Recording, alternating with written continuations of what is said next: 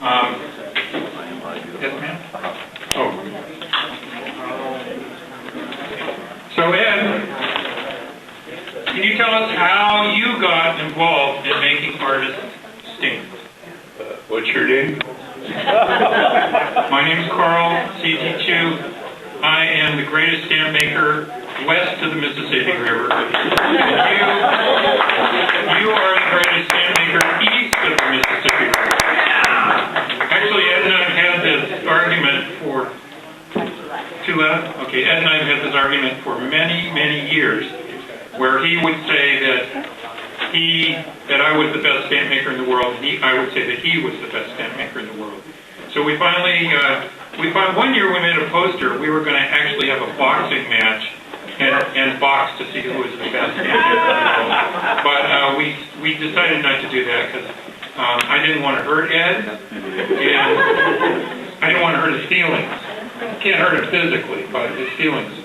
And so we decided that I would be the best stamp maker east or west of the Mississippi, and he would be the best east of the Mississippi. Is that right, Ed? Do you remember that? I think it's called Hellman's. Hellman's, yes.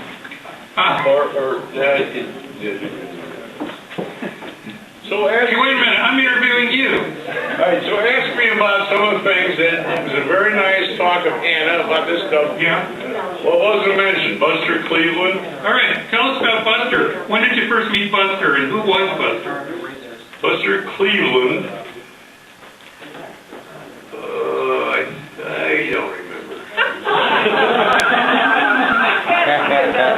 You know this guy, right? So I remember one year, Ed, I came to New York. It was a very, very hot summer, and Buster was living in your apartment, and he stole your girlfriend away from you. It was a cold and windy night. Do you remember, Ed, you suggested that we paint paintings of each other? Oh, don't. All right, you want to hear that one? Yeah. All right, so as some of you have seen, there's a very nice rendition of C.T. Chu on some of my stamps and a couple postcards here. Here we got one of James Felter and me dressed up in old clothes from years ago in a photo booth at 42nd Street. What was your question? Tell us about the painting, when we painted each other. Oh, yeah, okay, so I'm doing a very nice painting of Carl Chu. I do a portrait of him, it's nice, it's reproduced here. His idea of doing a nice painting of me looks like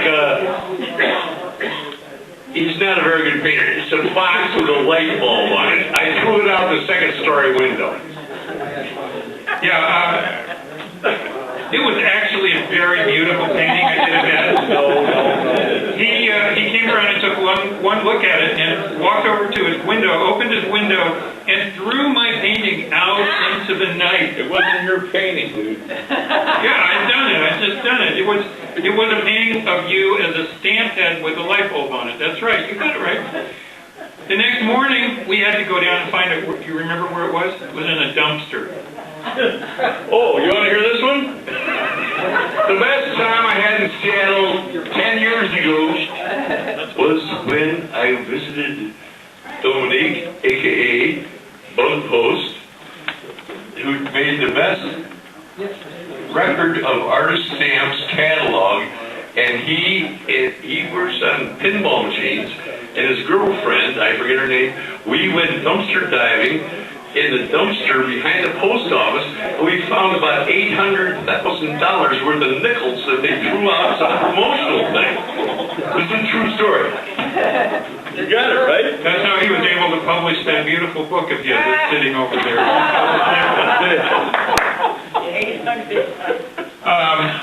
Steve, we can't make this stuff up. You know? I gotta get a record here. Tell us about Ray Johnson.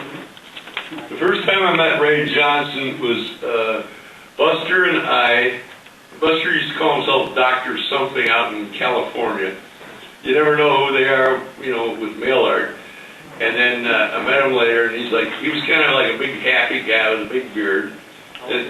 Buster Cleveland's not his real name. His real name is James Trenholm. He was in the Coast Guard in the Chicago area. He was born in Wisconsin. and whatever. Anyway, so Buster and I met Ray Johnson for the first time at Cass's Deli, and Ray Johnson is really, really quiet. But a witty sense of humor. Yeah. And food.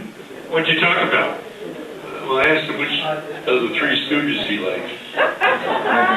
What was his answer? He said Iggy Pop. I don't know what that means.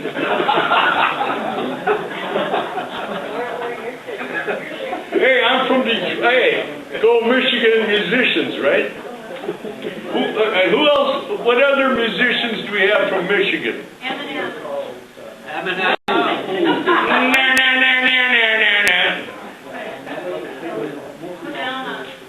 Madonna, right? MC5. MC5. 2 summers ago, Ricky Nelson. Elvis Presley. No. Marilyn Monroe. Oh, she didn't sing. Okay, go ahead. 2 summers ago, Ed invited me to come out to Michigan. Ed spends the summers in Michigan, and for every year, I never visited him in Michigan, but every year he'd send me stuff from Michigan that said "Gone fishing to Michigan." Ed's gone fishing to Michigan. No, making no stamps. Gone fishing to Michigan. So I like to go fishing. So I said to Ed, "I'm coming out to Michigan to go fishing with you." And Ed said, Well, we got a guest room at the end of the in my place there, so come on up, please. So I came out, and I was going to stay in the guest room, and then it turned out that Ed lived in the attic of his house and rented out the bottom part, the real part of the house, to Ray. And so he showed me the guest room. It was a little mattress on the floor stuck under the eaves. And This is really not interesting.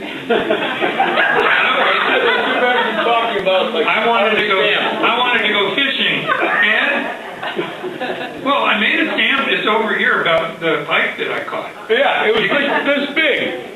So Ed, how was it hard for me to go fishing in Michigan? Well, no. Have you ever gone fishing yet? When I got there and I said, Ed, we're going fishing, what did you say? I said, who's on first? So I came all this way to go fishing to discover Ed never had gone fishing. He didn't know anything about fishing. That's all right. So we drove to the fishing tackle store, and we got the lowdown on how to get up at 5 o'clock in the morning and go out to the end of, what's the dock there in Franklin? Frankfurt, Alberta. Frankfurt, it was a Frankfurt wharf or something. And where to cast our lines with a special kind of a salmon egg in a little bag. And so we got all that. We bought all that stuff in. Well, here's the thing. Here's the story. To go fishing, what they sell you at the bait shop is these little tiny perch, about 2 inches long. And to go fishing like Carl likes, you got to hook them and send it out there to get a bigger one. So I went to this garage sale, found this, it was $1.85, 15-gallon blue plastic tank that I put on my deck, and I put all those little bait fish in there. And they had a lovely summer, and at the end of the summer, there were 3 of them alive, and I put them back into the lake. All right, back to the fishing stories. Okay, good. Anyway, to make a small story short, it took me a good 48 hours to finally get Ed to take me fishing. We went out on Carl, talk about artist stamps. You don't care about the fishing story. I'm getting there. It was this big. It was this I'm getting there. fishing story. Go to the artist stamp stuff. I'm getting there. So we went to the public dock. Ed had his camera, and I cast out my lure, and lo and behold, I caught a northern pike, a giant northern. I know he always likes to do that. It was really big. Well, I usually tell them like that. Yeah, it was like really. We have a picture of it, so you can see just how big it is. And Ed made these beautiful posters. He was making believe he was having a show at the Museum of Modern Art, and it shows C.T. Chu with his giant pike. Okay. That's the story of me going fishing in Michigan. Do you want to talk about anything else before our time is up? Who didn't we mention that does artist stamps? But Anna covered most of it, and some new stuff that I didn't hear. Todd Jorgensen. Who is Todd Jorgensen? Todd Jorgensen ran a coffee shop over in Soho. And was that where you made your stamps? Oh, you want to hear a good one? All right, here's the thing. I moved to New York City years ago. I got a job at Leo Castelli Gallery. I said to Carl on the way over here, oh, he's a pretty good guy. You know, he hired me. Carl says, I got to tell you a story. Blah, blah, blah. And here's Carl's story about Leo Castelli. But also, before I said it, that's how I met Andy Warhol, Rauschenberg, Jasper Johns, and the rest of them. I used to pour drinks for them when they'd come for the opening. So here's Carl's story about Leo Castelli. All right. So the gallery owners in Seattle hired Leo Castelli I'm going to go out for a cigarette. to come to Seattle. Yeah. Do you have a question? Yeah. Well, he'll be back. Well, I'm for a smoke. I'll be right back. Okay, Leo Castelli, this is the last story here. Leo Castelli came to Seattle, and Seattle gallery people hired Leo Castelli to come tell them how to sell art. This was in about 1985.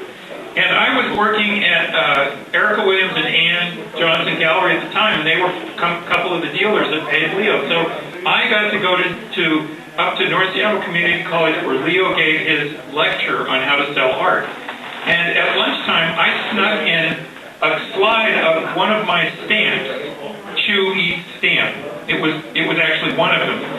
I snuck a slide of it in and put it in his slide carousel, took out one of his stamps, his slide. So in the afternoon, he's doing his afternoon talk, and all of a sudden it comes up, and there is Chew eating stamp. Well, all the gallery people in town knew me, and they all cracked up. And Leo Castelli says, who put that in there? But then he goes on really fast.